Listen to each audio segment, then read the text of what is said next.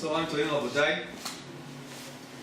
אנחנו היום מתחילים סימן ל"ג, ובזה אנחנו מתחילים את החלק של הלכות עדות, ששייך פה לנושא של חופה וקידושין. אנחנו נלמד את החלק הזה בצורה קצת שונה מהחלקים הקודמים. אנחנו נתמקד יותר בהלכות שנוגעות הלכה למעשה, ולא בכל מיני פרטים שמופיעים פה בסימנים, שהם קשורים בעיקר בהלכות ממון. סעיף א', כל הפסולים לדון, פסולים להעיד. זה משנה במסכת נידה, דף מ"ט עמוד ב', אומרת לנו המשנה שכל מי שפסול להעיד, פסול לדון, הכוונה פסול לדון מחמת קורבה, אז גם הוא פסול להעיד מחמת קורבה, חוץ מהאוהב ושונא שכשרים להעיד, אף על פי שפסולים לדון. עכשיו, האוהב והשונא זה משנה במסכת סנהדרין דף כ"ז עמוד ב'. שם בגמרא זה מחלוקת, במשנה קודם זה מחלוקת. רבי יהודה אומר שהאוהב והשונא הם פסולים להעיד, אבל החכמים אומרים שהאוהב והשונא, אף על פי שהם פסולים לדון, הרי הם כשרים להעיד. מה זה האוהב והשונא? דוגמה, אז האוהב זה שושבינו, השונא זה מי שלא דיבר איתו 3 ימים, אף על פי כן ולמרות הכל כשר להעיד. רוב הראשונים הבינו שהגמרא הזאת היא להלכה בצורה גורפת, ולכן כל אוהב וכל שונא הם כשרים להעיד. מה ההבדל בין זה לבין דיין? למה דיין האוהב לא יכול לדון ועד האוהב יכול להעיד? אז הסביר לנו אסמה שמה ההבדל? הדיין הוא מפעיל איזשהו שיקול דעת, לכן אם הוא אוהב יש פה איזה חשש של הטיית הלב לטובת הנידון, אבל העד מה הוא מוסר? מוסר את הנתונים, הוא מוסר משהו רע. היות והוא מוסר משהו רע, אין פה מקום לשיקול דעת, לכן זה שהוא אוהב ושונא זה לא משנה, הוא אומר משהו רע. לא נפשדו בשקר. כן, כלומר, מה שיוצא בעצם, שאנחנו לא חושדים בן אדם לשקר, אנחנו חושדים אולי להטיית הלב, בעדות זה לא שייך, לכן זה קשה. זה שיטת רוב הראשונים. כך משמע גם כן מהרמב"ם. הרמב"ם בהגדרת האוהב והשונא של נגיד של הלכות רוצח בשגגה, והוא לא אויב לו מתמות שלשום, הוא לוקח את ההגדרות שלו. כלומר, זה האויב הכי קיצוני, ואף על פי כן אנחנו אומרים שהוא כשר להעיד. זה דעת רוב הראשונים. אבל המהרש"ל לא הבין ככה. המהרש"ל אומר, זה מדובר אוהב ושונא ככה פושר, אבל אם מדובר בשונא קיצוני, וזה אין דבר כזה, הוא ודאי פסול לעדות. מה הראיה? הוא מביא ראיה מדין 5 נשים. יש דין במסכת יבמות שאנשים ונשים שכשרים להעיד על אישה שמת בעלה. עכשיו יש 5 נשים שפסולות להעיד שעל אישה שמת בעלה. מה הם? חמותה, כן, וכל מיני מהסגנון. כלומר נשים שחשודות לשנוא אותה, והן לא נאמנות לומר שמת בעלה. אומר הרש"ל, הנה אתה רואה שאם יש שונא גמור, אז הוא לא נאמן. הוא לא נאמן.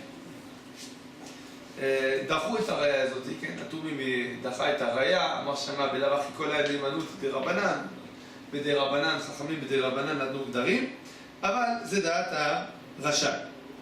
שולחן ערוך כמו מי פסק? סתם. הוא סתם. כלומר, בפשטות זה כמו רוב הראשונים, שאין חילוק בין אוהב גדול ושונא גדול לאוהב קטן ושונא קטן, אבל גם התומים לישועות ישראל הם הביאו את דברי המהרש"ל והם חלקו עליו, אבל החתם סופר, חידוש שערים, המעריבה ועוד רבע פטש הם ציינו לדברי הרש"ל. עד כאן סעיף א'. עכשיו אנחנו נכנסים באמת לפסולי העדות מחמת קורבן. אלו הם הפסולים מחמת קורבן. אז קודם כל, דין פסולי עדות מחמת קורבן, מאיפה הוא נלמד? פסוקים, נכון? מהם הפסוקים, כתוב לא ימותו אבות על בנים. אומרים לנו חז"ל, ודאי שלא מדובר פה בעדות מצד העונש, הרי כתוב איש בחטאו יומת, אלא ודאי מדובר פה על לא ימותו אבות בעדות הבנים.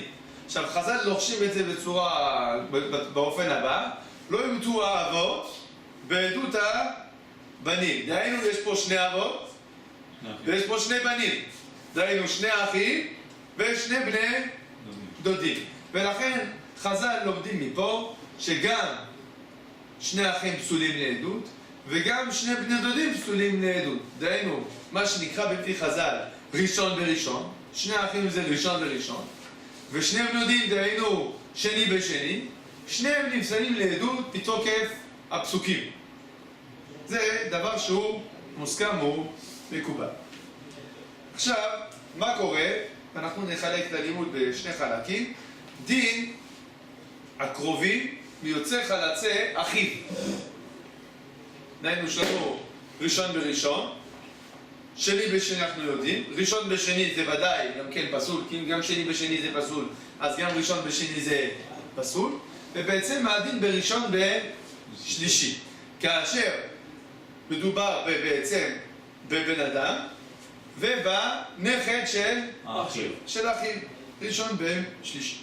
אז מה הדין בדבר הזה? אז בגמרא בסנהדרין כ"ז עמוד ב' אנחנו מוצאים בזה שלוש שיטות, כן? שלוש שיטות.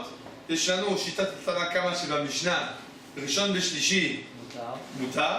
יש לנו שיטת רבי אליעזר שאפילו שני בשלישי אסור. ויש לנו שיטת רב שראשון בשלישי זה אסור. זה דברי הגמרא בסנהדרין דף כ"ז עמוד ב', כן? לכאורה, לפי כללי הפסיקה הרגילים, כמו מי אמורים לפסוק? או רב שהוא בתראי. או כרב, בפשטות, כרב, כן? רב הוא בתראי, תנא קמא ורבי אליעזר זה תנאים, אבל רב הוא בתראי, הוא אומר מה שהוא פוסק, לכאורה ראשון בשלישי אסור. זה גמרא בסנהדרין דף כ"ז עמוד. אבל, מאידך, יש לנו גמרא בהתחלת דף קכ"ח. שם כתוב שהיה שם רב דימי, נכון? רב דימי, הוא אמר שני בשלישי כשר. בא רבא ואומר אפילו ראשון בשלישי כשר. אז בעצם אנחנו רואים שרבא מה הוא פוסק? ראשון בשלישי כשר. אם כן רבא סותר את דברי רב. לפי רב ראשון בשלישי פסול, לפי רבא ראשון בשלישי כשר. כמו מי פוסקים? כמו מי פוסקים? אז רבנו תם כמו מי פסק? כמו רב. דהיינו שראשון בשלישי זה פסול. רבא כתוב שמה שראשון בשלישי כשר. רבנו תם מבין בהמשך הסוגיה שדברי רבא נדחו מההלכה, שהרי הגמרא אמרה שמה שההלכה כמו רב דימי. מה? רבי אבא. סליחה, זה רב דימי או רבי אבא? רבי אבא. כן, הלכה כרבי אבא. לא תקלטתי בצד שלך. אז הלכה כרבי אבא, ולכן רבנו תם מבין שדברי רבא נדחו. זה שיטת רבנו תם. שיטה שנייה, עכשיו, רבנו תם, לפי שיטתו, שימו לב, זה פסוק דאורייתא או דרבנן? דאורייתא. דאורייתא. מאיפה הוא יודע? מאיפה יודעים שלרבנו תם זה דאורייתא? כי בעצם הוא פוסק כמו רב, ורב לומד את זה מפסוק. שהרי כתוב, לא ימותו אבות על בנים ובנים. ובנים לא ימותו על אבות. אבל רב בעצם חותך את הפסוק, ובעצם הוא לוקח את הבנים לא ימותו על אבות, הוא מצרף את זה לא ימותו אבות על בנים ובנים, ואז הוא מבין שבעצם זה ראשון בשלישי. אם כן, לפי רב זה דאורייתא. איפה רואים שרבנו תם פוסק כמו רב? זה ככה הוא כותב. כתוב שאומר רבנו תם, שלישי וראשון פסול. כן. זה מה שזה רב. ככה זה פשוט הדברים, גם הראש ככה כותב. גם הראש ככה כותב. בשם רבנו תם? כן, ככה הוא הוא הולך כרב, הוא אומר רבי הרב? כן, זה יוצא שהוא פוסק כרב. הרב הראש יכול מסתכל להיות את רבי זה. אבא, אני אומר. מה? זה גם יכול להיות רבי אבא. כן, אבל זה לא, רבי אבא לא התייחס במפורש מאיפה הוא לומד את הדברים. לפי, לא, אני אומר, מה עוד מעט נראה. שרבנותם פוסק, יכול להיות שרבנותם פוסק רבי אבא. אז פשוט רבנותם פוסק כרב, וזה דאורייתא, אני אגיד לך למה בדיוק. הראש דן בדבר הזה, והוא מביא שיטה שמסכימה עם הדין, שראשון ושלישי זה פסול, שזה פסול, רק הוא אומר, אבל לא דאורייתא.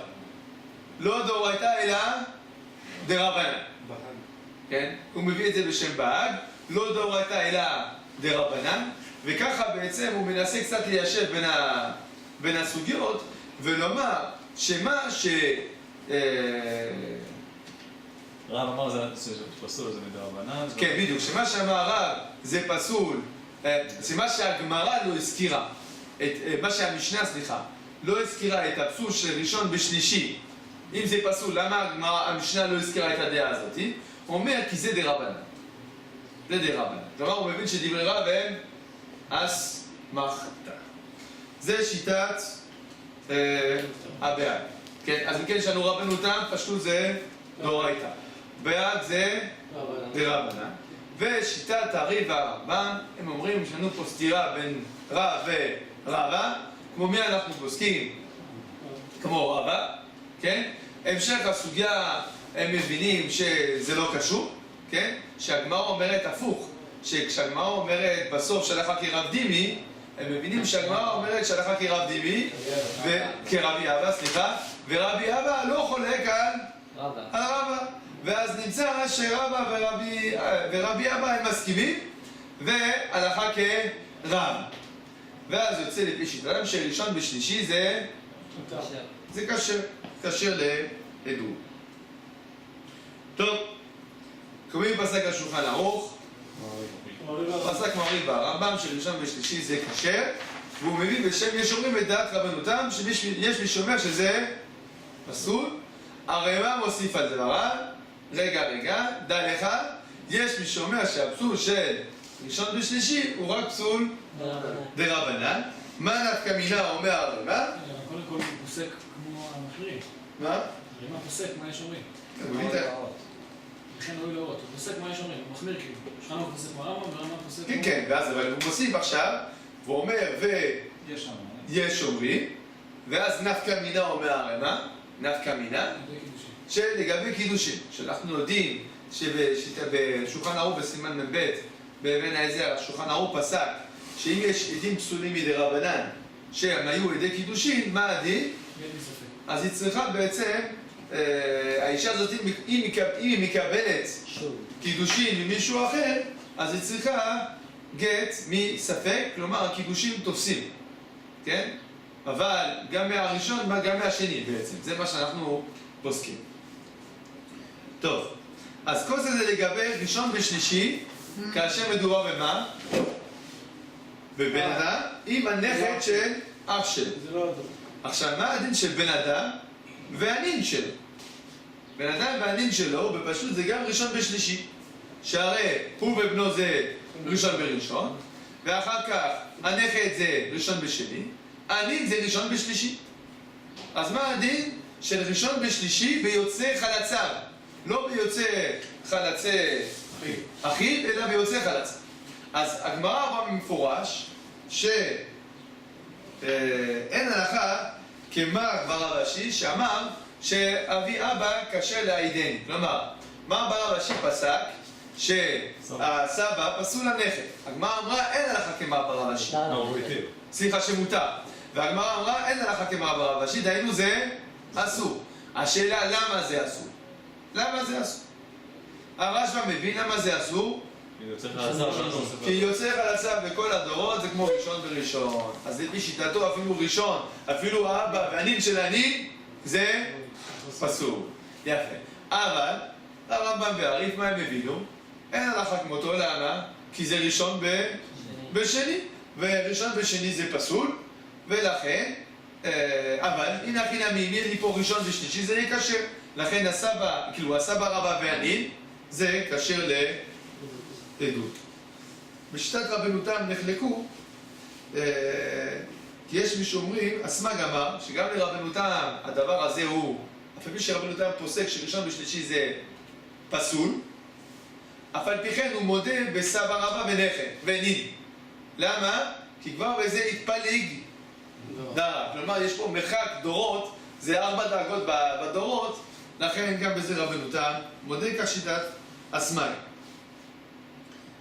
מה פסק השולחן ערוך? הוא פסק כמו הרמב"ם, כן? שהסבא רבא והנין הם כשרים זה בזה. כלומר, אנחנו הולכים על הכלל של ראשון ושלישי כשר בכל מקרה. בכל מקרה. הרי מה, השיג פה משהו? בשלישי וראשון מי יסור? מה? הרמ"א בשלישי וראשון מי יסור? או, השאלה, אבל הרי מה פה לגבי... מי למשל, מי יסור יותר? אם זה הצאצא. זה בכלל לא ברור, כי... זה נקרא שלישי וראשון, הוא אומר לכן ראוי להורות לו שלישי וראשון פסול. נכון, אבל בסבא ונין הוא לא כתב כלום. סבא ונין זה שלישי וראשון. אז זה צאצא, אני הסברתי עכשיו הרגע שלפי רבנותם, שזה גם פוסקים ראשון ושלישי בראשון, יש מחלוקת האם אומרים בזה התפלג דרה או לא. זאת אומרת, האם אנחנו בעצם מגדירים את זה כשלישי לא מגדירים את זה כשלישי בראשון, אבל האם רבנותם מודה בזה לחומרה, מודה בזה לכולה או לא. זה מחלוקת. טוב, הרי מה, לא התייחס במפורש לדבר הזה.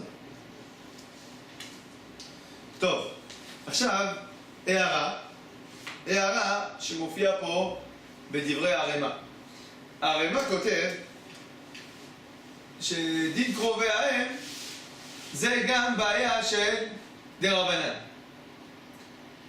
מה התכוון הרמ"א בדבר הזה? עכשיו, בפשוט קודם כל צריך לדעת, הרמב"ם כתב שדין קרובי האם פסולים מדברי. כלומר, כל מה שראינו עד עכשיו פסולים דאורייתא, זה הכל בקרובי האב, אבל קרובי האם זה מדברי.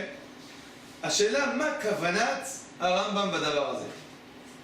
הרמ"א, זה שהוא הזכיר את הדין הזה פה, משמע שהוא הבין שזה מדבריהם הכוונה מדרבנן.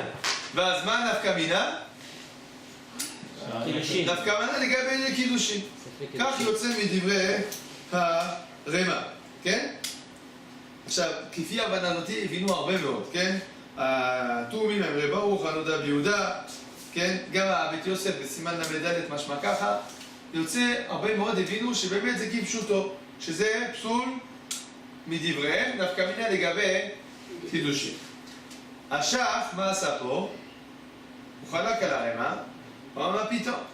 מה שהרמב"ם כתב מדבריהם, זה הכוונה שלא לומדים, שזה לא נחשב דאורייתא לעניין מניין המצוות, אבל זה ודאי דאורייתא. מה הראיה אומר השח? מצינו לגבי כסף קידושין. גם כסף קידושין, הרמב"ם כתב שזה מדברי סופרים. והכוונה היא פשוטה, הכוונה היא שהלימוד הוא מדברי סופרים, אבל ודאי שאישה שהיא מקודשת על ידי כסף זה קידושי תורה. וכן כתבו הנתיבות המשפט, הגר"א, ברית אברהם והחזון איש. עכשיו, עם כל זאת נגיד לכם, האמרי ברוך מעיר פה הערה מאוד מאוד חשובה נגד השח. האמרי ברוך אומר, כל מה שאתה אומר זה נכון ויפה, אבל יש לדייק בלשונות. לגבי קידושין, הרמב"ם כתב, כן, מדברי סופרים. מדברי סופרים, הכוונה שהסופרים, דהיינו החכמים, הם אלה שגילו לנו את הלימוד. אבל פה הרמב"ם לא כתב מדברי סופרים, פה הוא כתב מדבריהם. מדבריהם משמע, ממש מדרבנן. זה אמרי ברוך. בחצי שורה, ותסתכלו, אם יש לכם אמרי ברוך במהדורות שלכם, הוא מעיר את זה על השח. אז רגע, מה זה מעיר את זה? זה קושיה ממש. זה קושיה, כן? כן, אני מביא לכם את זה, כי אני חושב שיש בזה... אבל הגר"א... יש בזה הערה גדולה. הגר"א והנתיבות והחזון איש, כולם לא הסכימו ככה. הם לא, כן, הם לא עשו את החילוק הזה. ראינו שהבית יוסף מתייחס לזה לגבי קידושי כסף. מה הוא פוסק שם? כן, בבית. כן, אנחנו גם נראה זאת שבלמד הלב, הוא גם מתייחס לזה. כן. בית יוסף משמע שהוא תופס שזה דרבנן ממש. כן, ככה יוצא מהבית יוסף. גם כשכתוב מדברי סופרים זה דרבנן? כן. יוצא שגם פה הוא אומר שזה קידושי דרבנן. כסף לא יכול להיות. מה? בקידושי כסף בבית יוסף הסכים שזה דאורייתא. הוא לא, הוא פוסק שזה דאורייתא, בהבנת הרמב"ם אנחנו מדברים. בהבנת הרמב"ם, טוב זאת השם, סימן עכשיו למד אומר נראה. שהכסף משנה, בעניין קידושי כסף, מבין שזה תורה. טוב, יכול להיות קידושי כסף, אני לא זוכר, אבל לגבי קרובי האם, הבית יוסף כותב במפורש שזה דרבנן. לא פה, בסימן ל"ד. הערה חשובה גם כן, רבי עקיבא איגר ואחי עזר, שניהם כותבים שגם הרמה יודע שבשעת הדחק נסמוך שהרמב"ם זה פסול תורה. שימו לב. הרמ"א בעצם הוא מחמיר גדול פה, נכון? כי מהרגע שאתה אומר שזה קידושי ספק, אז אתה בעצם מייצר פה הצלחת גט. עכשיו אם היית אומר שזה פסול דאורייתא, מה היית אומר? אין פה כלום. אם אתה אומר שזה דרבנן, אז אתה מצריך שני גיטים. אם אתה אומר שזה דאורייתא פסול, אז אין פה כלום, לא, זה לא פה גט אחד. אין פה כלום. היא לא מקודשת בכלל. כן? אז הרבי עקיבא איגר ואחי עזר אומרים, גם הרמ"א שהוא כתב שלפי הרמב"ם זה דרבנן, זה לחוש לדעתו לחומרה. אבל בשעת הדחק הוא גם יודע שאפשר לסמוך על דעת רוב הראשונים שזה פסול דאורייתא. גם הלשון שלו. כן, נראה... רק מי שככה כתבו האחרונים, הלכה למעשה. גם לגבי הסך, הדיון ברמב"ם זה לא רק זה, הוא אומר גם אם תגיד שהרמב"ם אומר שזה דרבנן, אנחנו... יש לנו עוד שיטות, נכון. סעיף ג' סעיף ג' כל אישה שאתה פסול לה, אתה פסול לבעלה, זה הדין של בעל כאשתו בחיתון אחד. מה זה בעל כאשתו בחיתון אחד? אז הגמרא בסנהדרין דף כ"ז עמוד ב' היא לומדת מהפסוק שכתוב לגבי עריות והרבץ אשת אביך לא תגלה דודתך היא. מה זה הדודתך היא? הבנו, אם זה אשת אביך זה דודתך. אומרים לנו חז"ל לומר לך שלא, מעכשיו תתייחס אליה כאילו היא דודה. כאילו היא הדודה, כלומר כאילו היא אחות אביך, זה הכוונה. ואז בעצם אנחנו רואים מפה שמה? שבעל כאשתו. עכשיו הגמרא דנה שמה לגבי אשת חוגו והביאה שתי לשנות, אישה כבעלה, בעל כאשתו. רוב הראשונים הבינו ששתי הלשנות הן לא סותרות, אלא עיקרון אותו עיקרון, בעל כאשתו או אישה כבעלה. אבל המורדכי, לפי הבנת הבית יוסף, המורדכי לפי הבנת הבית יוסף הבין שבעצם יש פה סתירה בין הלשונות, ואנחנו פוסקים רק את הלשנה של לא נתבלבל, של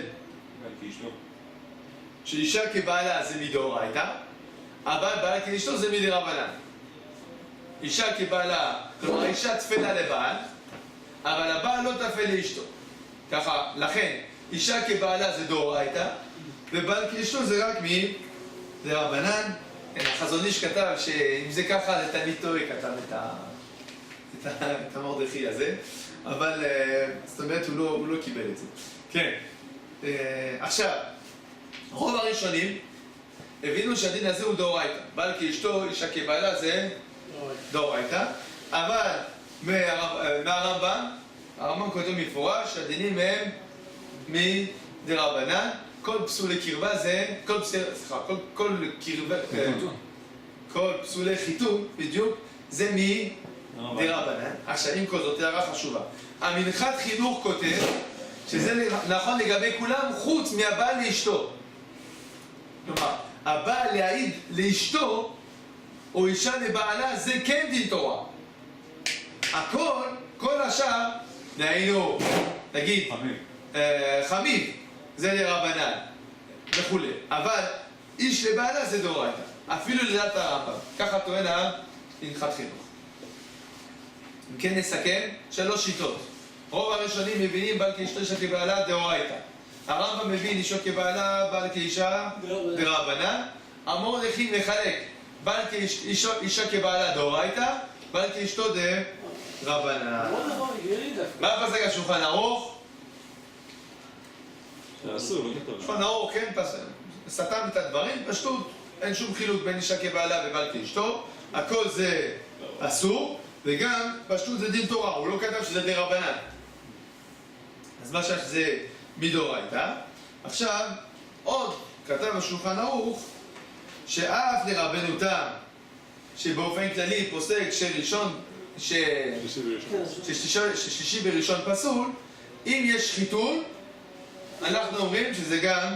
לא, אבל זה בתרי בעל קישטו, גם בבעל קישטו. לא, אבל קישטו אחד. אנחנו אומרים שזה בסדר, כן? והרמ"א מוסיף על הדבר הזה בשם המרדכי, שכל זה נאמר כשאין בעצם נגיעת ממון. אנחנו דנים פה בלי רווח ממוני. אבל אם יש רווח ממוני לשלישי מחמת אשתו, אז אסור לך להעיד לאשתו. דהיינו, הסבא אינו יכול להעיד לכלת נכדו אם לנכד יש הנאה ממונית מהעדות של הסבא. באופן כללי אנחנו אומרים שראשון בשלישי, סליחה, סבא ונכד זה לא...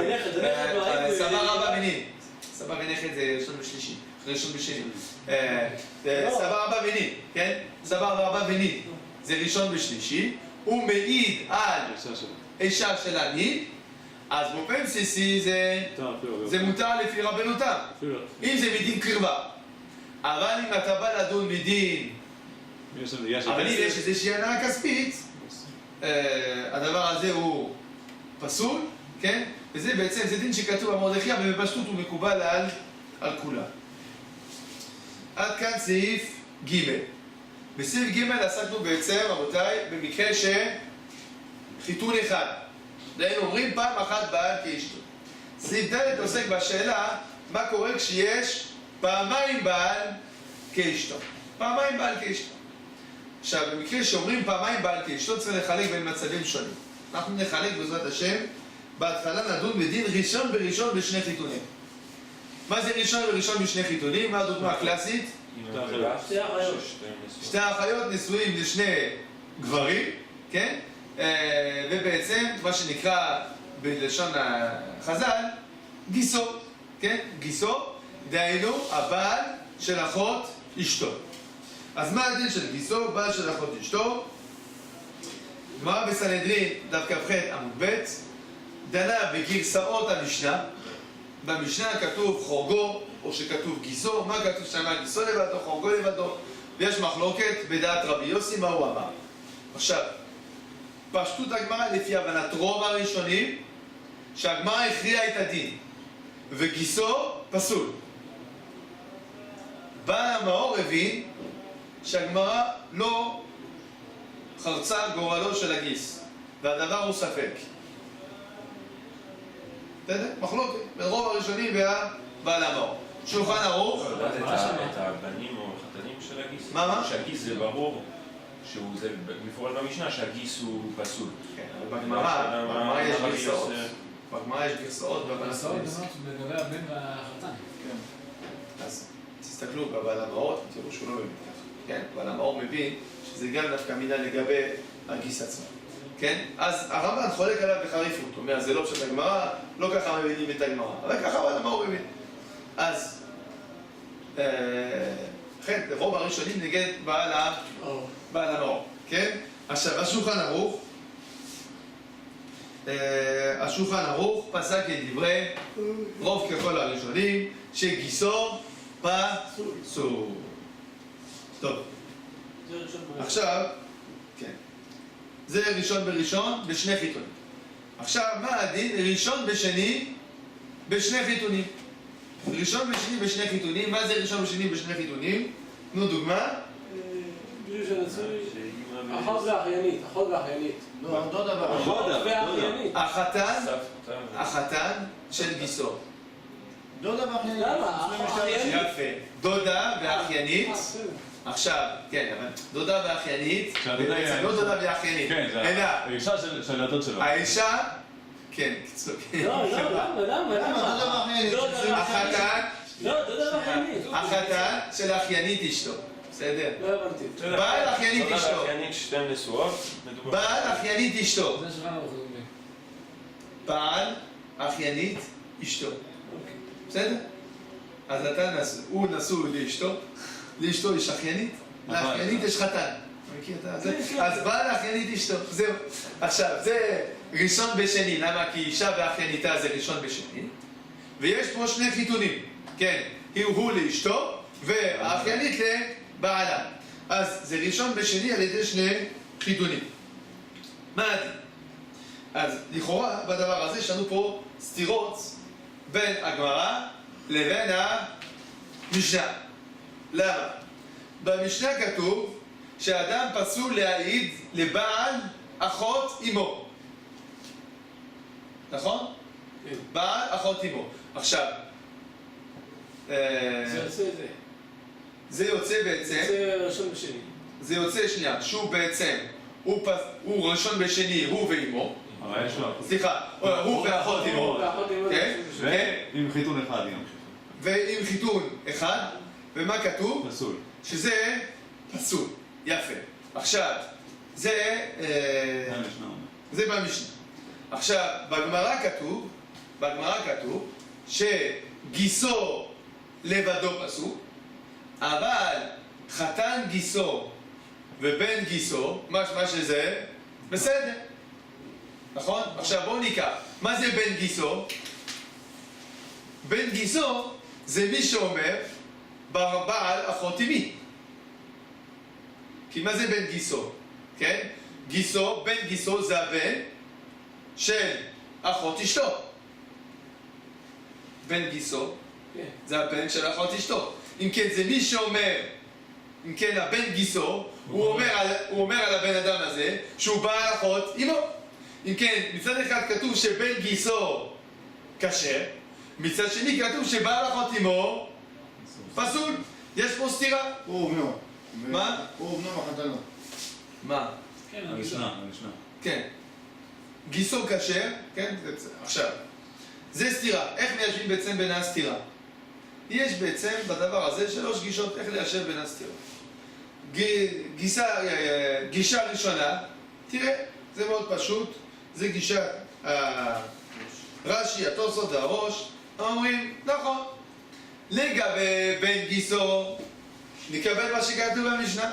כתוב בעל אחות אמו פסול, כן, בן גיסו גם כן פסול. מה שאנחנו אומרים גיסו לבדו להלכה, זה רק לעניין החתן. ואז יוצא ככה, יוצא ששני בראשון על ידי 2 חיתונים, מה הדין? קשה. קשה. זה שיטת רש"י תוספות והראש. רבי גאון, הוא אומר, זה מובא בריף, כן, מובא למאור, הוא אומר יש חילוק. בעל אחות אמו פסול. בעל אחות אמו פסול. בן גיסו קשה. זהו, תקבל את זה ככה. כלומר, יש הבדל אם אתה עולה או יורד.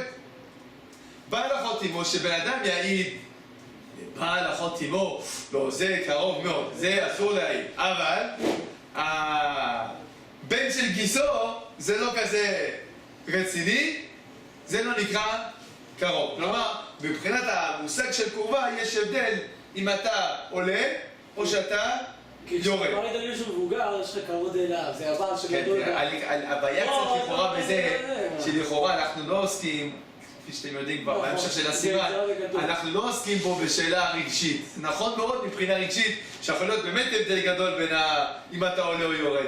אבל אם אנחנו מדברים על הגזרת הכתוב מבחינה עקרונית, קצת קשה החילוק הזה, אבל זה החילוק של רבי גאון. רגע, אני חושב שהוא באמת יכול להעיד? הוא לא יכול להעיד על זה. מה זאת אומרת? לא שאתם יכולים להעיד. מה שהרב אמר עכשיו, שאחד יכול להעיד על השני, אבל השני לא יכול להעיד על הראשון. כן. הוא לא כותב ככה. נו, אז מה הוא אתה כותב אומר? שבגלל שאחד לא יכול להעיד על השני, אז בגלל זה השני לא יכול להעיד על הראשון. למרות שלכאורה הוא כן היה מותר לו. בעל מאמין כן היה מותר לו. אתה מבין מה בלדינה, מה אתה מבין? ששתיהם אסור להעיד על שתיהם. אני לא הבנתי את זה ככה. אני מסתכל עוד פעם אולי, אבל אני לא הבנתי את זה מה זה ככה. איפה שבטו מה שאמר לגבי הריף? זה מובא בריף. מה שרבי יוסף הביא בשם הריף, מה בריף? עדיין לא הבנתי כלום בריף עכשיו. עכשיו עדיין לא דנתי בדעת הריף. אמרתי שהרבי גאון מובא בריף. עכשיו, דעת הריף הוא, כן? דעת הריף, וזה שיטה שלישית, הריף בעצם לא מבין ככה. הריף אומר, תשמע, זה נכון, לכאורה יש פה סתירה. איך ניישב את זה? פשוט מאוד. אנחנו בזה נוציא את הג'וקר, זה הירושלמי, והירושלמי מסביר שמה שכתוב גיסו לבדו, הכוונה אם על ידי חיתונים אחרים. דהיינו, הבן של גיסו או חתן גיסו לא מאחות אשתו, אלא מאישה אחרת. אבל לעולם בבן גיסו מאחות אשתו אסור. וחתן גיסו מאחות אשתו גם כן אסור. לא, חתן גיסו מאחות אשתו גם כן אסור. מאחות אשתו, כן. כן. יוצא, לפי שיטה זו, ששני וראשון על ידי שני חיתונים, מה הדין? פסול. אני מסכם. לפי רש"י, שני וראשון על ידי שני חיתונים, כשר. לפי הרמב"ם והרי"ף, שני וראשון על ידי שני חיתונים, סליחה, לפי הרמב"ם, שני וראשון על ידי שני חיתונים, שנייה, רגע, פסול, בדעת הרי"ף. הבית יוסף הבין שהרי"ף כמו הרמב"ם, אבל נטור משמע שהוא הבין שהרי"ף הוא פוסל אפילו בשני ושני. טוב, עוד מעט תבינו למה דעת הרי"ף חשובה פה. השולחן ערוך כמו מי פסק? הוא פסק כמו הרמב"ם, ששני וראשון על ידי שני חיתונים זה פסול. כן? אבל שני בשני כשר. הרמ"א פסק כמו רש"י, ששני בראשון, בעיקר הדין זה, על ידי שני חיתונים זה כשר. אבל לדינה, מה הוא פוסק הרמ"א? הוא אומר שאפילו שני בשני לא לחתום לכתחילה. דחיישינא לבית דין טועים. כלומר, הוא חושש מה? מה זה חשנה לבית דין טועים? אז אני לא ניכנס לזה, כי אני רוצה לשמור זמן לדברים אחרים, אבל תסתכלו בגרף פה, הוא מעריך לחלוק על הרמ"א בדבר הזה. אבל נגיד לכם רק פשוט, שבפשטות כוונת הרמ"א לומר שחיישינא למי שיטעה לפסוק כמו הרי"ף, לפי הבנת הטור. אני מזכיר. הרי"ף לפי הבנת הטור פוסל שני בשני. הרמ"א אומר, עדיף שלא נסתבך, אולי יהיה בדין שיטעה ויפסוק מאותה שיטה. ואז מה עשיתי? עשיתי פה נזק לבעלי דינים, כי העדות לא תהיה תקפה. לא, העדות, כאילו, הוא יפסול, פשוט, הוא יחמיר. אז העדות לא תהיה תקפה. זאת אומרת, אתה מלווה ולווה, הלך השטר. אז אתה מזיק. מה הקשר לשיטת הרי"ף? לפי הרי"ף, לפי הבנת הטור, שני ושני פסול אפילו בשני חיתונים. יפה. אומר הרמ"א, אל תעשה שני בשני על ידי שני חיתונים. למה? אנחנו צריכים לחוש לבית דין טועים. מה זאת אומרת בית דין טועים? בית דין שיטעה לפסוק כמו הרי"ף לפי הבנת הטור. ואז הוא יפסול את שני בשני. צריכים לחוש לדעה כזאת. לכן אל תעשה ככה, כי אם לא אתה עלול לפסול את העדות שלך. אז אני יוצא שאני אפסול שני בשני ואני אתיר שני בראשון? לפי ההסבר הזה? לא, לפי הרי"ף, לפי שני בראשון אז לא שייך להגיד שמה יפסול. לא, הוא אומר, מעיקר הדין, הרמ"א אומר ככה, מעיקר הדין אני חושב ששני בראשון זה כשר אפילו בשני חיתונים. אבל פרקטי עכשיו, מה לעשות לדינה? אל תעשה אפילו שני בשני. כי יש מי שיפסול, אז אני לא רוצה שיפסלו לך את העדות. כן? זאת אומרת, זה מה שנקרא, זה כמו שאנחנו עושים הרבה מקומות, כן? יש דיון הלכתי, אבל למעשה רוצים לצאת לידי כל השיטות, כי אנחנו לא רוצים להגיע למצב של בעיה. איך זה מסתדר אם הוא אומר, לכן נראה לי להורות? כלומר, להורות לגבי דינה, ככה נראה, כרש"י. הוא מורה הלכה ככה. כן, ככה, אבל הוא אומר, אבל בפועל, עצה טובה, ככה צריך לעשות. כלומר, יגיעו לפניו שני בשני, הוא לא יפסול את העדות. אבל אם בן אדם שואל מה לעשות, אלא אל תעשה שני בשני. למה? כי אולי הבית דין של השכן, הוא יפסול את העדות שלך, אז זה סתם חבל. זה בעצם הנקודה. למרות שתכף הוא מביא את המקור שלו מתרומת הדשן. מתרומת הדשן לא עכשיו עושה פה שיטות. והלכה ככה, והלכה ככה. כן, תרומת הדשן הוא לא ניצול בית דין טועים. פשוט בית דין טועים. טוב. אפשר להגיד גם חתימה על שטר או גם לגבי עדים? מה? זה לגבי לחתום על שטר או גם לגבי עדים? תראה, זו שאלה על מה אתה מדבר, למה אתה צריך את העדים. החשש הוא שבית דין יפסלו דבר כזה, זה החשש. עכשיו בשטר, נגיד בחתונה, זה לא סוף העולם, כן? נעשה עוד פעם עדות. אבל בשטר, המלווה הפסיד את זכותו, לכן אל תעשה ככה ותזיק ללווה, למלווה. טוב. אז בחתונה זה לא משנה. בחתונה יש לך פתרון. בהלוואה אתה עם בעיה פה, כי אתה הזקת למלווה. כן? טוב, בחתונה גם לכתחילה, אנחנו לא עושים אפילו שני בשני, כן? שפה אתה עושה את הכתובה. מה? כן, לא עושים שני בשני, גם חופים על הכתובה, שזה גם שטר, לא עושים שני בשני. סעיף ה' סעיף ה' זה דין של קרובי הקרובים, הם כשרים לעדות. מה זה קרובי הקרובים? זה האח של אחיו. דהיינו, יש לבן אדם אח מאם, ולאותו אח מאם יש אח מאב. אז הבן אדם הזה, כן, כשר להעיד לאח אחיו. בסדר? כלומר, שימו לב רבותיי, אף על פי שלכאורה היה אפשר לחשבן, זה ראשון בראשון בראשון בראשון, או דברים כאלה, אנחנו לא אומרים את זה. אומרים, מצב כזה שבעצם פירוק של הקשרים, כן, זה לא בעצם מערכת נורמלית של קשרים, כן, שיש אבא, אמא, ילד, הכל, אלא פה יש פה שני אבאים, שני אמהות, הכל מסתובב, הכל זה. הקשר שיש לבן אדם עם האח אחיו זה לא נקרא קרובה, אף על פי שמבחינה מתמטית היית יכול להגיד שזה ראשון בראשון בראשון בראשון. זה לא. זהו, סעיף ו' אבי חתן ואבי כלה מעידים זה לזה. זה גמרא בדף כ"ח עמוד ב', בסנהדרין דף כ"ח עמוד ב', רב חסדא אומר, כן, שאבי חתן ואבי כלה הם מעידים זה לזה. שוב, זה גם לכאורה לפי העקרונות היה אפשר לומר, מה זאת אומרת?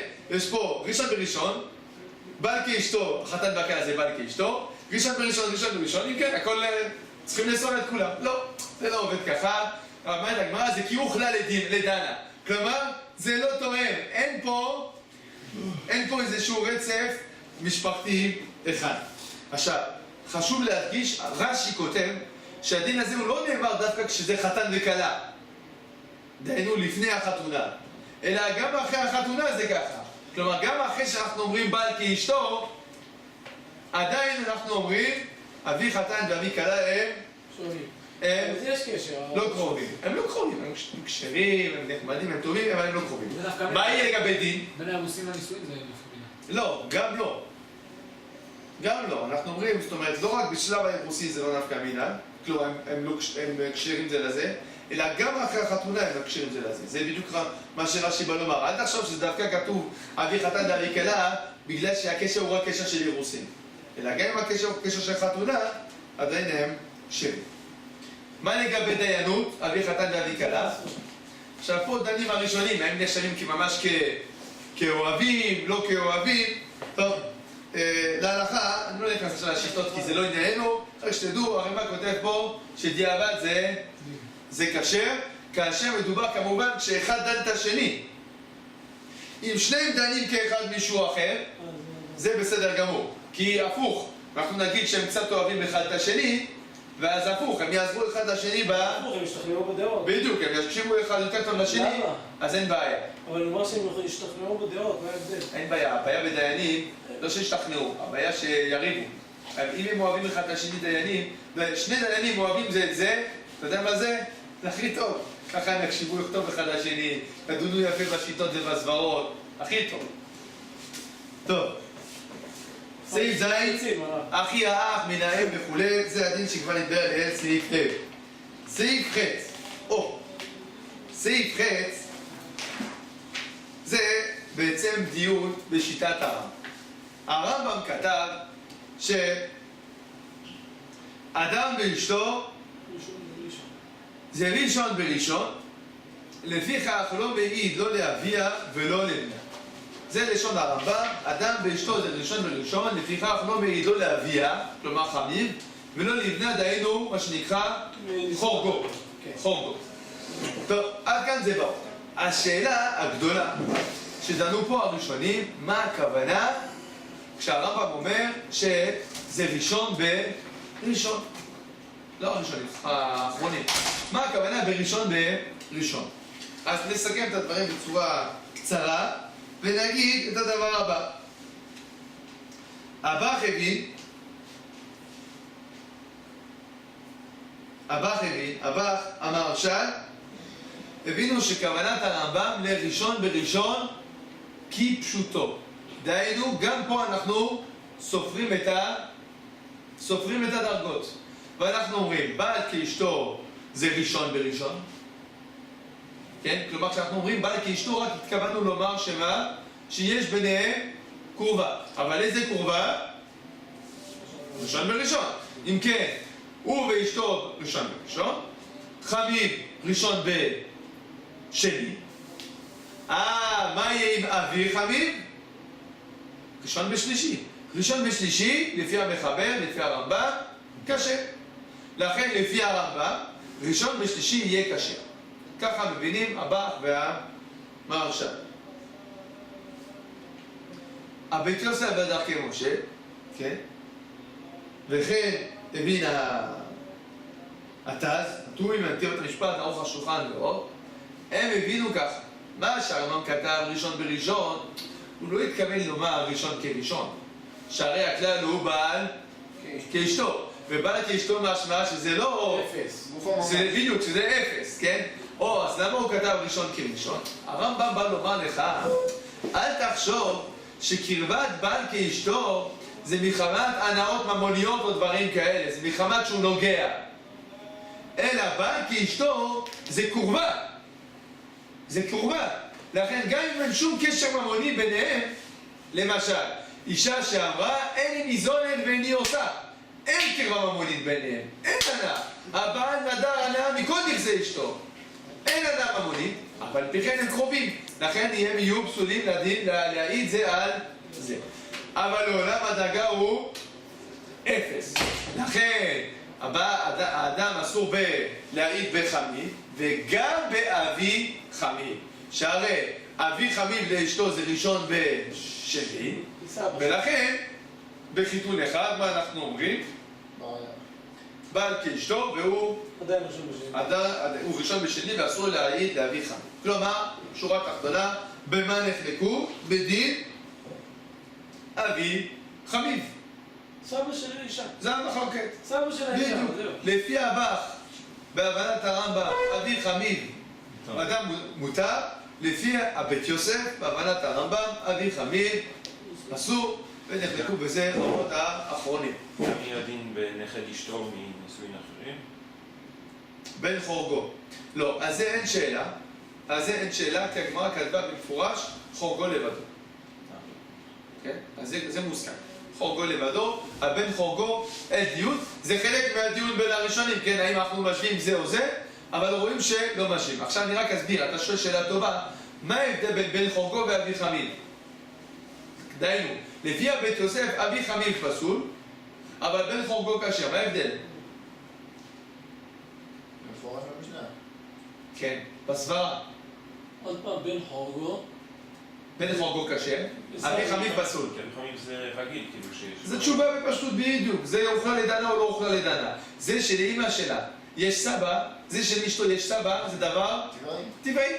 זה שלאשתו יש בית נישואים ראשונים, זה לא כל כך לרוחו, הוא חי עם זה, כן? אז הבן של האישה, טוב, זה קרובו, אבל הנכד של האישה מנישואים קודמים, זה לא קרובו. לכן זה יש הבדל, כן?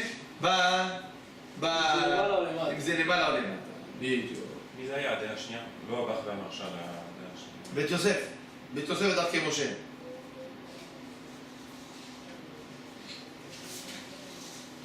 עד כאן סעיף ח'. הערה אחרונה, אשת חורגו, לא עדיין בסעיף ח', אשת חורגו, כן, אז זה כתוב מפורש בגמרא, שזה, שאשתו כגופו וזה פסול. סעיף ט'. דין ארוס וארוסתו. ארוס וארוסתו, אז מה הדין?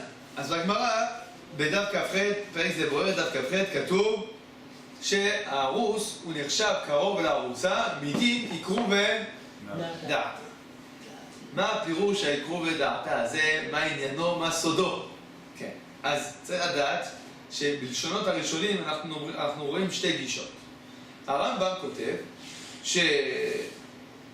שארוס הוא נחשב קרוב לארוסתו. שהרי היא אשתו למקצת עניינים. זהו, הוא לא כתב יקרו ודעתה ולא כלום. הוא כתב בעצם שהיא פסולה מדין קרוב, זהו. הרמב"ם, שהוא מעתיק את הדין. רבנו יונה והרשב"א בתשובה. תרצו להסתכל, חלק 10, סימן קע"ד. כן? אז הרשב"א בתשובה ורבנו יונה, הם כותבים אחרת, אומרים לו, יקרו ודעתה, הכוונה שבאופן טבעי יש איזושהי נגיעה בין החתן והכלה.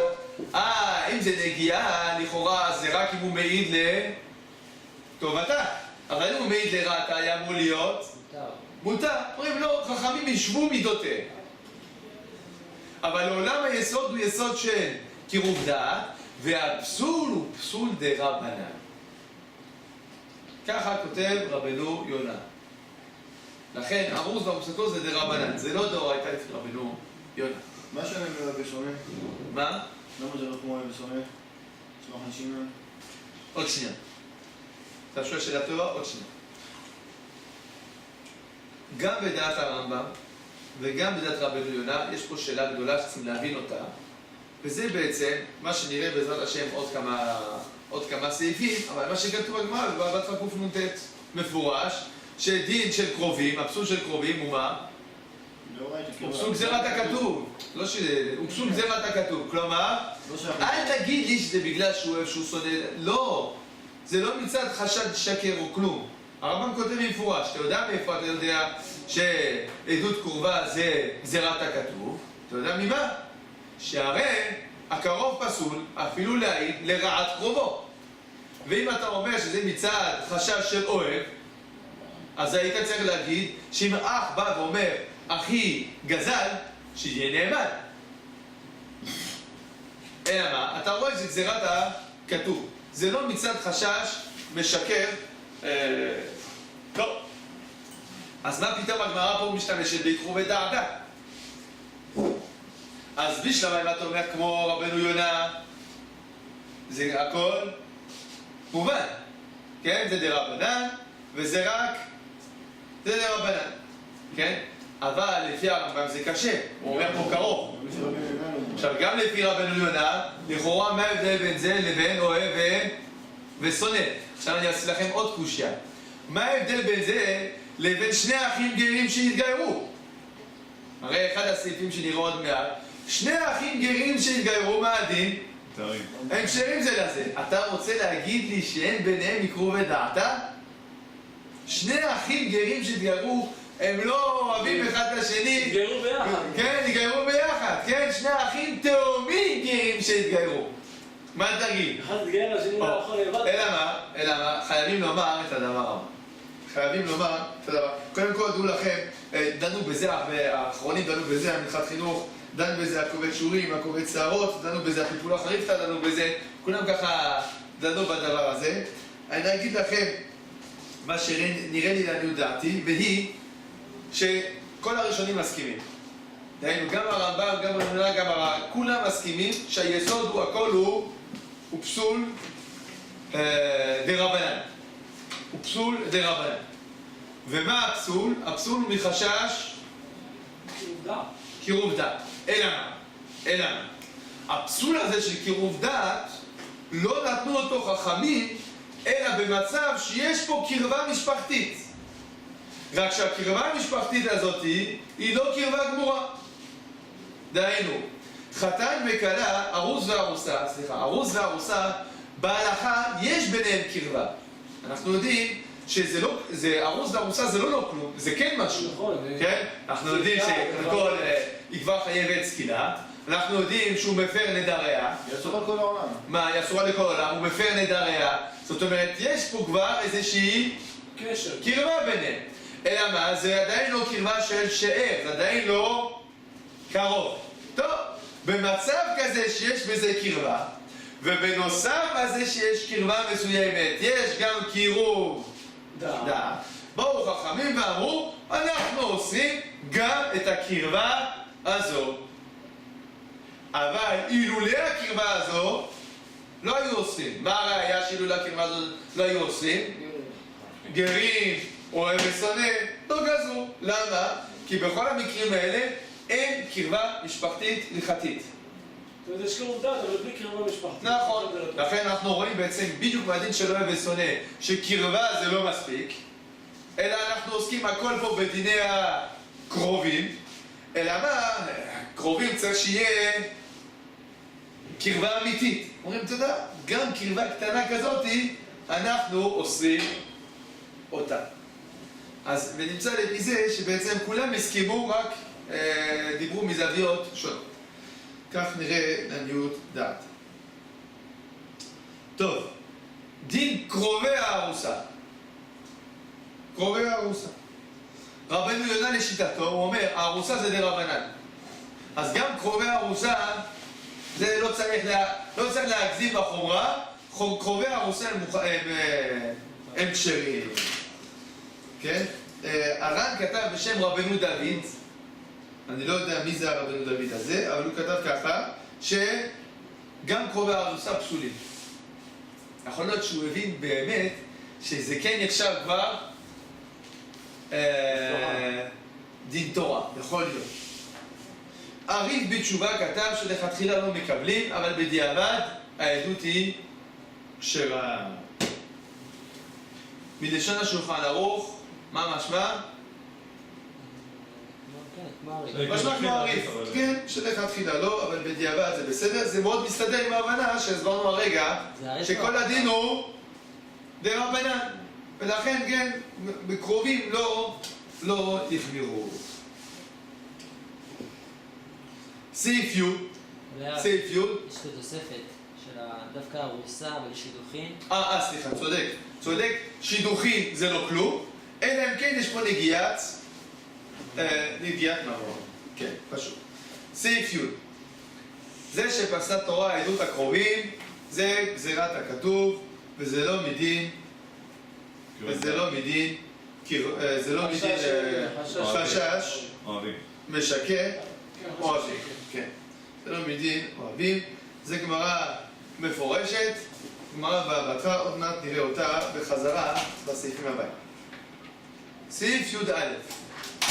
סעיף י"א זה דין אחים גרים. אז הגמרא בימות דף כ"ב היא מביאה מחלוקת בדבר הזה. האם אחים גרים כשרים להעיד אחד לשני או לא? דעה אחת אומרת שאחים גרים מותרים להעיד אחד לשני בכל מקרה. דעה שנייה, אם הם אחים מן האב, הם מותרים להעיד אחד לשני אחרי גרותם, אבל אם אחים מן האם, הם אסורים להעיד אחד לשני אחרי גרותם. רש"ן פסק הדעה הזאת האחרונה. דהיינו, דווקא באחים מן האב כשרים להעיד, אבל אחים מן האם פסולים להעיד אחד לשני. רק לכתחילה. מה? כן, לכתחילה. כן? רוב הראשונים, גם בגמרא זה לכתחילה. כן, אז כן. צודק. רוב הראשונים הם פסקו שבכל מקרה יכולים להעיד בין אחים מן האב, בין אחים מן האם. עכשיו, רק העיר הערה קטנה. הערה שהריטב"א שואל פה. הריטב"א שואל למה לא אומרים פה שיצאו מקדושה לא כהנת כפונדקאית. דהיינו, בדרך כלל אנחנו גוזרים על הגרים שלא יוכלו לעשות, נגיד, בן יכול להיות להתחתן. בדיוק, בן מצד עיקר הדין, בן יכול להתחתן עם אמו, אם שניהם יתגיירו. אבל אנחנו לא אוסרים עליהם, למה? כי אומרים מה, הגויים יראו את זה, מה יגידו? להיות יהודי זה יותר קל, כן? ואז אומרים, לא תהיה כהנת כפונדקאית. אז למה לא אומרים את זה פה גם כן, לא תהיה כהנת כפונדקאית? תשובה אומר הריטב"א, הגויים לא מקפידים על עדות של הקרובים. לכן גם אצלנו לא צריכים להקפיד על הדבר הזה. טוב, עכשיו זה מה שכתוב בשולחן ערוך פה במפורש. יש עוד דיון שמופיע בבית יוסף, וזאת השאלה שאורתן שלא בקדושה ולידתן בקדושה. דהיינו, האמא, נגיד התעברה תאומים, והתגיירה, ואחר כך ילדה. מה הדין בזה? הבית יוסף כותב שהוא מסופק בדבר. מסופק. מה הדין בזה?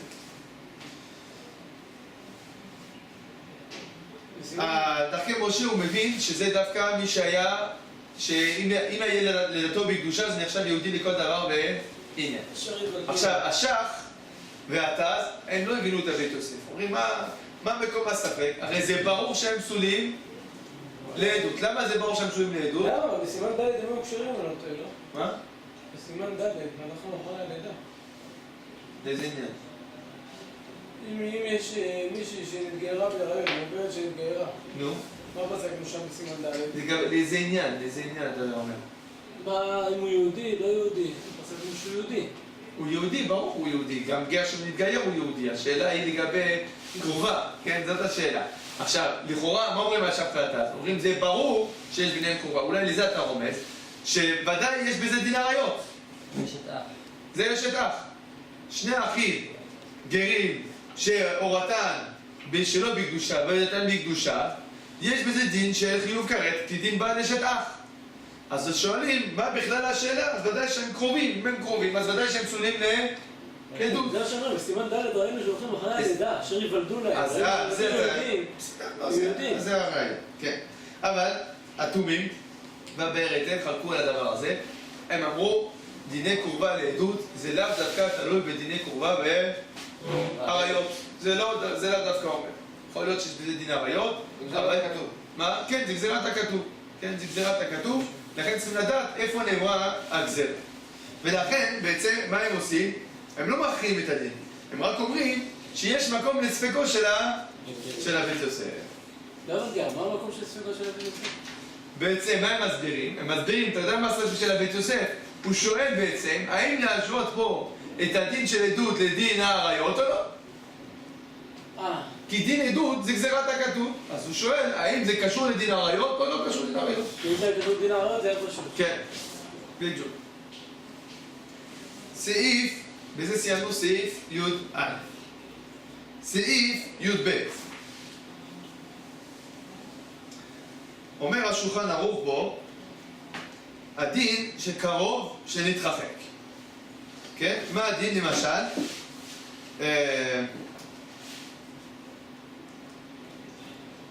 למשל, יש גיס, כן? גיס, ואחר כך מתה אחות אשתו. בן אדם יש לו גיס, ואחר כך מתה אחות אשתו. עכשיו, הגיס הזה עכשיו לא קרוב, הוא לא קשור אליו. עכשיו, הגמרא בסנהדרין דף כ"ז עמוד ב', היא מביאה בזה מחלוקת. האם זה כשר או לא? יש מי שאומר שזה תמיד כשר, ויש מי שאומר שזה תלוי אם יש ילדים או אין ילדים. דהיינו, אם יש ילדים שבעצם עדיין מהווים הקשר, אז גם הגיס פסול, כלומר הילדים מחייבים את האב, או שאנחנו אומרים לו זה לא משנה, לאב אין קרבה. יש קרבה לילדים, אבל לאב אין קרבה. מה פסקנו בזה? אז האור זרוע פסק לחומרה, דהיינו אם יש ילדים עדיין זה עדיין יש קרבה, והרי"ף פסק לכולה שגם אם יש ילדים זה לא נחשב שיש פה קרבה, וכן פסק השולחן ערוך. הרמ"א פה הוסיף דין שאם כבר נפסק הדין אז לא יוכל לחזור לטובו וכולי. אני לא נכנס בכלל לדין הזה. כל הדין הזה הוא שייך רק בדיני הוא שייך בדיני ממונות, הוא לא שייך אצלנו כאן. למה? למה זה לא קשור נגיד לקידושין? כי בקידושין זה לא שייך. עכשיו הם באו לדין עכשיו, הם באים לדין. אז ברגע הזה מה קורה? זה מה שאני בודק. ברגע הזה, או אם הוא קרוב ו... נגיד עכשיו הוא קרוב, נו, אז אין קידושין. אז זה נגמר. אחר כך הוא מתרחק, אז אין קידושין, זה לא משנה. למה בממונות זה יהיה שונה? מה? כי בממונות יכול להיות פער בין זמן העדות על הקידושין, בין זמן, כאילו בממונות, עכשיו הוא מעיד על מה שהיה לפני כן, אבל שם אני לא אצא אותו בתור את קיום, אני עכשיו רוצה לדעת עכשיו, ועכשיו השאלה אם הוא נאמן או לא נאמן. אבל בקידושין זה קיום, לכן מה שמעניין אותי זה מה היה בשעת הקידושין. לכן אין פער בין הדין. הקרוב ונתרחק לפי מה שאומר הרמ"א לגבי ממונות. שנגיד הוא ראה את העדות כשהוא היה קרוב, הוא בא להעיד כשהוא רחוק?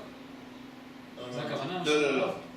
לא הכוונה, זה עוד דין. לא הבנתי, איך זה משנה בממונות? הדין של הרמ"א, בוא נקרא אותו, לא נכנסתי ככה. הדין של הרמ"א זה ככה. נפסק הדין כשהיה קרוב, לא יוכל לחזור אחר כך בעדות זה שנתרחק. כן, לא יהיה פסק הדין, נפסק. כן, למשל, הוא היה קרוב, הוא בא להעיד לטובת קרובו, לא קיבלו עדותו. עכשיו נתרחק, אז הוא בא הוא רוצה להעיד. מעדים מחדש? כן, הוא רוצה להביא, אבל זה שייך בעדות ראייה.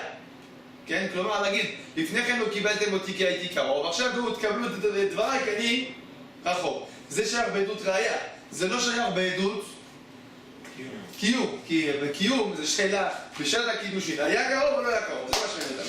לכן, יש פה ארוחות גדולה פה בפוסקים, זה נושא מעניין מאוד, כן? מה שנקרא, האם אבידין נשלח זוקה בדיבור, האם אדם, מהרגע שהוא העיד פעם אחת, אנחנו אומרים שהוא ירצה להחזיק בשקרו, כן, אם הוא שיקר או לא, זו שאלה מאוד מעניינת, אבל לא במסגרת זו לעת עתה. סעיף י"ז, אנחנו קופסים י"ג, י"ד, ט"ו, ט"ז, כל זה שייך בממונות ולא שייך לעניין קידושין. זה, אני רוצה להגיד רבותיי, זה נושאים חשובים, נחמדים, טובים, מעניינים. אני מאחל לכם בעזרת השם שתלמדו את זה בהמשך, במסגרת לימוד כל השולחן ערוך כולו כאחד, אבל עכשיו שאנחנו יודעים ללחוץ חופה וקידושין, אנחנו מתרכזים במה שנוגע לנושא שלנו. סעיף י"ז, העדים שקרובים לזה לזה או שקרובים לדיינים פסולים.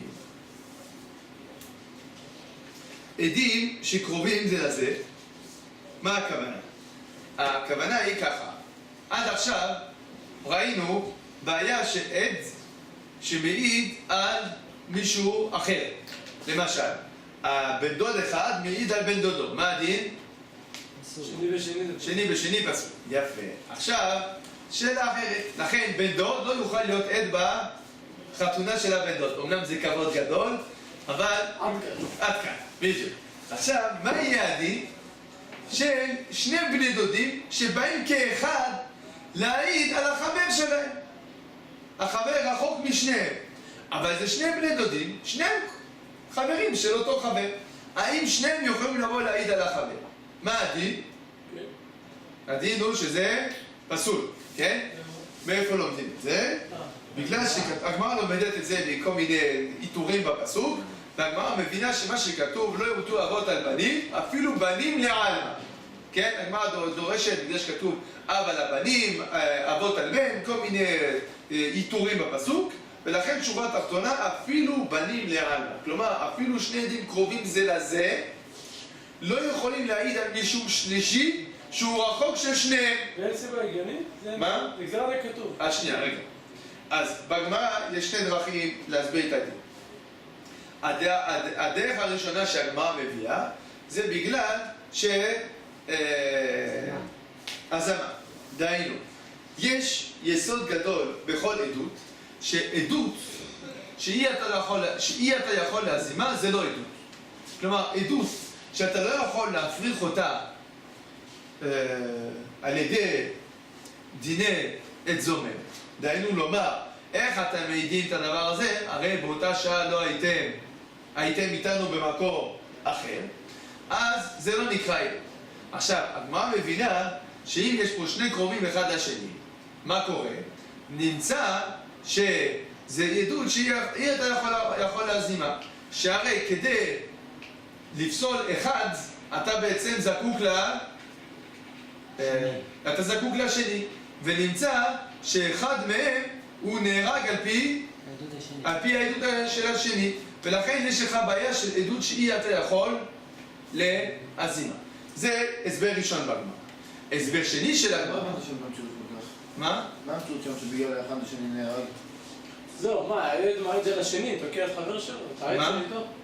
עד אחד מעיד על העד שאיתו? לא, לא. יש לך פה, תראו, הגמרא פה לא מביאה את הדוגמה. אבל זה ככה. גם היא מביאה דוגמה של 3 אחים כן. שמעידים על חזקה של שדה. נכון.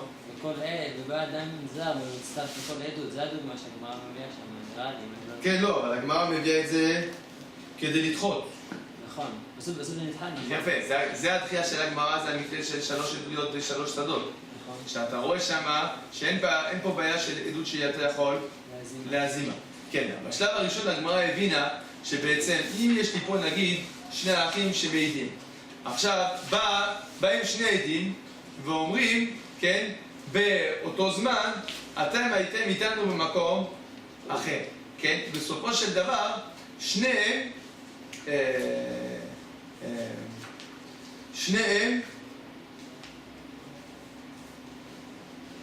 כן, עכשיו שניהם הם הוזמו, אבל יש פה בעיה כי כל אחד מהם יש עוד דין, סליחה, נוסיף, יש עוד דין ודין עדות זוממים שצריך להזים את שני העדים כדי שהעדות תהיה לא, כדי שיהיה פה דין עד זומם. עכשיו, אם אני צריך להזים את שני העדים, נמצא שאני חייב שבעצם, ששני העדים, ואם אני חייב את שני העדים, נמצא שכל עד פה עומד לרועץ חברו. בסדר, לא בעדות. או, שנייה, וזה בעצם, שוב, אבות על בנים. כלומר, נמצא שבעצם אחד נהרג בעקבות השני, בגלל השני. רק אם לא מזהים אם אותו. שניהם היו רחוקים, אז פוסלים את זה ופוסלים את זה, אין בעיה. אבל מהרגע ששניהם קרובים, פוסלים את זה. אם אתה לא יכול לפסול את זה, זה גם לא פסול. נמצא כשאתה פוסל את זה, הוא גם גורם למה? לבעיית הראשון. נמצא שיש פה בעיה שאבות יומתו על בנים. אז זה לא מצד זומה. מה? לא, לכן, אז שורה תחתונה, אתה לא יכול לעשות פה להזים את העדות הזאת. ואז לכן זה עדות שאתה יכול להזים, ולכן זה בעיה. אבל הם לא מתים בארון העדות של השני. מה? הוא לא מת בארון העדות. לא משנה, זה בנים בעוון אבות. זה לא נדחה? הדבר הזה מהגמרא? הגמרא, שנייה, זה הטעם הראשון של הגמרא. זה הטעם הראשון. הגמרא דוחה, אומרת לא, הזמה מעל מה קטע, הזמה זה לא הוא כלפי חברו, זה סיפור חיצוני, זה לא קשור אליהם. עכשיו, אז הגמרא מביאה אחר כך את הלימוד מהפסוקים, בסדר? אז מהזמה נדחה לימוד מהפסוקים. אני אמרתי שכשהגמרא אמרה זמה מעל מקעתן, זה הייתה הכוונה, שזה לא בדרך של עדות, זה בדרך אחרת. כן, בסדר, לכן אני. עכשיו, מה... להלכה לגבינו זה לא משנה כלום. זאת אומרת, כך או כך, שניהם פסולים להעיד. מה נפקא מינה בדבר הזה? לגבי האם הם יכולים... האם עדים יכולים להיות קרובים של הדיינים. זה נפקא מינה בין שני הטעמים. אני אסביר. אם אנחנו אומרים שהבעיה היא בעיה של... אחלה ירד מאחיו. שהזמה, כן? אז יש מקום לומר שגם בדין יהיה לי בעיה של עדים הקרובים לדיינים בגלל בעיה של הזמה. כן? כמובן גם בזה אני יכול להגיד מה הבעיה? יזומו אותם בבתים אחר.